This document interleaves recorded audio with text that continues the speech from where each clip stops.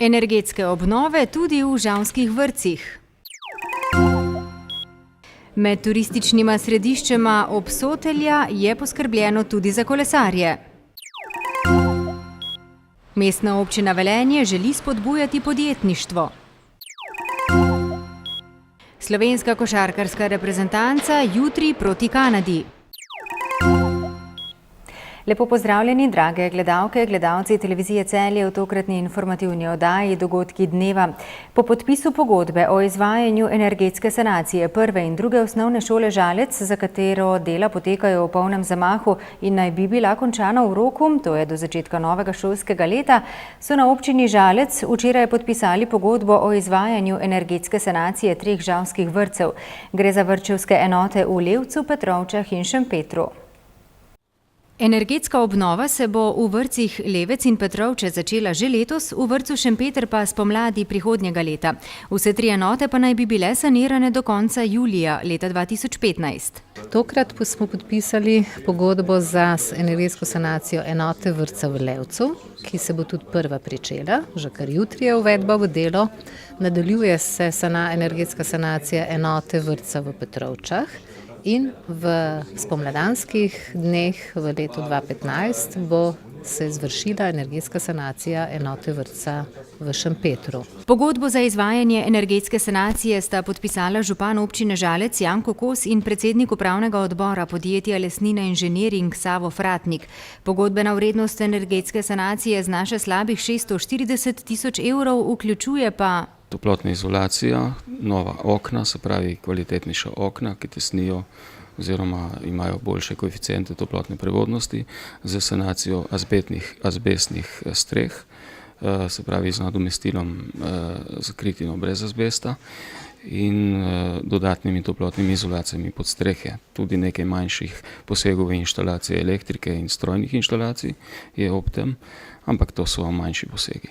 Energetske sanacije se veselijo tudi v javnem zavodu vrtci občine Žalec, predvsem ravnateljica, ki je na energetsko neustreznost objektov opozarjala že dlje časa. Sigurno sem skupaj s sodelavki izjemno vesela, da je naša občina uspela na tem razpisu, za kar bi še enkrat vsem, torej gospodu županu, z vso njegovo ekipo izrekla čestitke.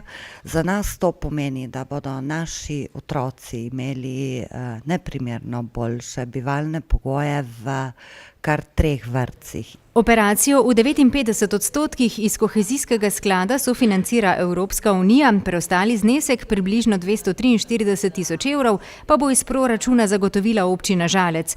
V Žalcu pa se energetske prenove javnih zavodov s končanjem omenjenih ne bodo zaključile. V letu 2015 namreč planirajo še energetsko sanacijo osnovne šole Petrovče.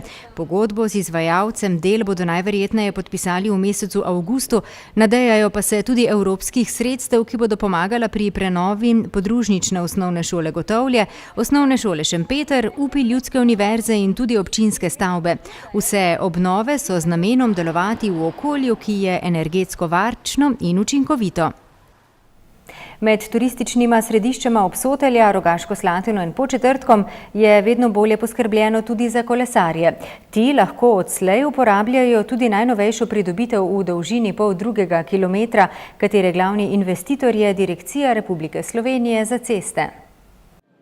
V občini Rogaška Slatina so v zadnjem desetletju zgradili okoli 15 km kolesarskih stez, ki služijo tako domačinom kot tudi turizmu. Tokratna pridobitev dolžino meri pol-2 kilometer. Pred 10 leti smo začeli kot ena izmed prvih občin v Sloveniji.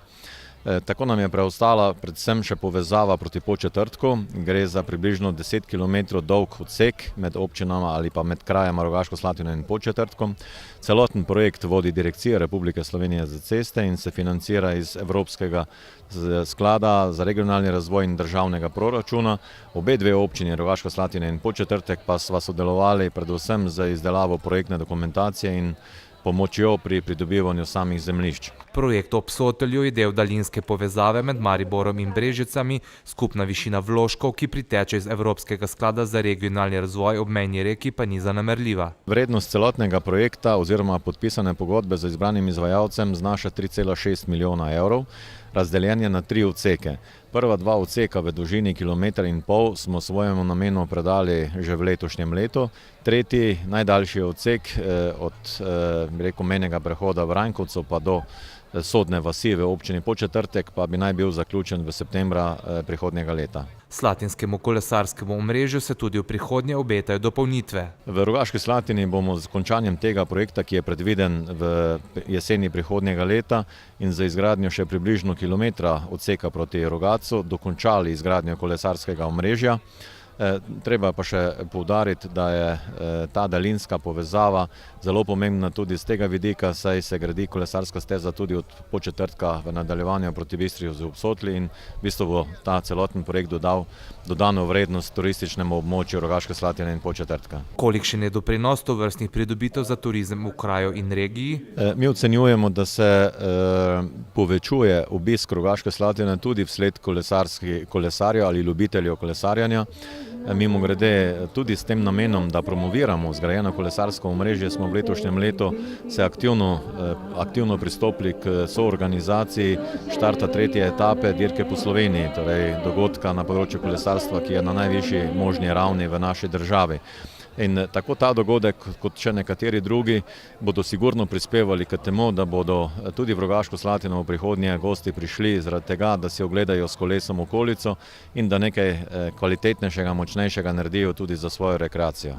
Konkretni novi odsek je sestavljen iz 2 delov. Prvi se začne ob cestno-železniškem prehodu na Takalcah in se pri potoku Ločnica naveže ob glavno cesto. Drugi del vodi ob levi strani glavne ceste mimo športnega centra Rogaška Slatina in se zaključi pri odcepu za mejni prehod Rankovec.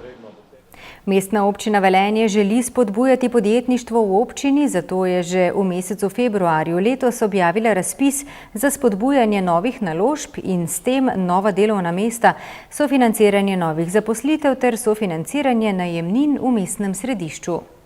Mi smo v začetku februarja naredili razpis za spodbujanje podjetništva. V občinskem proračunu je za to namenjenih 200 000 evrov. Nameni, za katere so bila razpisana ta sredstva, so spodbujanje novih naložb 120 000 evrov ter nova delovna mesta, širitev in posodobitev podjetij, sofinanciranje novih zaposlitev 40 000 evrov ter tudi sofinanciranje najemnin v mestnem središču 40 000 evrov, ker si pač želimo imeti center mesta živ. Vsak prijavitelj je lahko oddal vlogo samo za en namen, dobili smo 55 prijav za posamezne namene.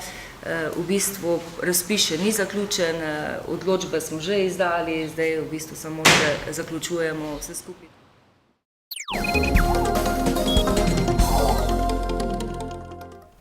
Slovenska košarkarska reprezentanca bo jutri v Rogaški Slatini proti Kanadi odigrala prvo tekmo v sklopu priprav za nastop na svetovnem prvenstvu v Španiji. Selektor Jure Zdovc je v izbrano vrsto vpoklical tudi Celjana Mateja Krušiča ter Mitjo Nikoliča Smrdelja, ki je v prejšnji sezoni nosil dres Rogaške. Oba pa še ne vesta, kje bosta nadaljevala svoji klubski karieri. Matej Krušič je v pretekli sezoni igral za Grosuplje, a zdaj išče novo sredino, ko si želi spet zaigrati na nivoju višje. Ja, klubska prihodnost, imam že nekaj ponudb, imam na mizi, doma treba se odločiti, tako da jaz upam, da v roku enega tedna 14 dni bo vse rešeno. Mitjo Nikoliča pa si Rogaška tudi v prihodnje želi imeti v svoji sredini, a se v tem trenutku vse bolj in bolj zdi, da se bo odvil drugačen scenarij. Seveda, če Mitja Nikolič prejme pravo ponudbo. To je pa še vse, ko bi rekel, v zraku, nič še ni dorečeno. V Rogaški Slatini imamo odprta vrata, vendar, kot sem že rekel, sem išče mogoče priložnost na nivoju više, kajti, kot sem dejal že, ko smo igrali v B reprezentanci, tekme so bile na nivoju ABA lige, kajti vsi francoski igralci, italijanski igralci, vsi igrajo prve lige, tudi kitajski, so izredno fizično močni in tehnično podkovani in sigurno iščem neki nivo više, kajti na Kitajskem sem normalno pariral vsem tem igralcem. Bi se Mitja Nikolič preizkusil tudi v tujini? V Rogaški sem za sabo korektna sezona, po, ko bi rekel, 2-3 sezonah mrka, pravično sem odigral končno eno sezono, dobil tudi prava priložnost in je zgrabil z obema rokama in pokazal, kaj znam, mislim, da imam še vedno neke rezerve. Kar se tiče pa prihodnosti, mislim, da če je prišla neka korektna ponudba iz tujine, ne kar se tiče finančnega stališča, ampak kar se tiče igralnega, da bi dobil priložnost, da bi igral, bi sigurno sprejel. Bo pa verjetno dodatna odskočna deska tudi ta reprezentanca. Jaz upam, da ja, mislim, sigurno je to nek dokaz, ko bi rekel, da tudi, da sem sposoben nekaj več in da bomo videli, kaj bo. Jaz zdaj rečem, da je vse še v zraku, trg je odprt in bomo videli. Selektor Konjičan Jure Zdovc s klubskim statusom nima težav, saj vodi turško ekipo Gaziantep. Vsaka vrnitev v domači kraj oziroma v domače okolje pa je nadvse dobrodošla in čustvena. Jaz sem en velik problem, da sem še zmeraj me kdaj zanese, da sem prva 2-3 treninge v bistvu vodil trening v angleščini, ker podzavestno, ker sem pač 3 leta v tujini, skozi angleško govoriš, tudi te angleško, terminologijo, ti izrazi košarkarski in včasih prav ne najdem v slovenščini, tako da sem rabil kar nekaj časa, da sem spet preklopil na slovensko. Sploh, ko se znerviraš, pa nekaj hočeš iti povedati ali pa biti malo bolj strog, ker preklopiš, ampak lej. Doma je torej najlepše. Se pravim, da čas teče, ampak vidiš veliko znanih obrazov, ampak ki so bili 20 let mlajši, tako da je zelo zanimivo.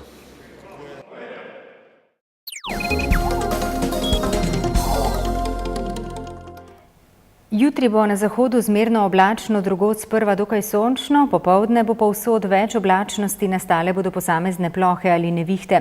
Najnižje jutranje temperature bodo od 12 do 18, najvišje dnevne od 21 do 26, na Primorskem okoli 28 stopinj Celzija. V petek in soboto bo deloma sončno z občasno povečano oblačnostjo, predvsem popoldne bodo nastajale krajevne plohe ali nevihte. Toliko v današnji informativni oddaji. Hvala lepa, ker ste bili v naši družbi. Bodite z nami tudi jutri. Nasvidenje.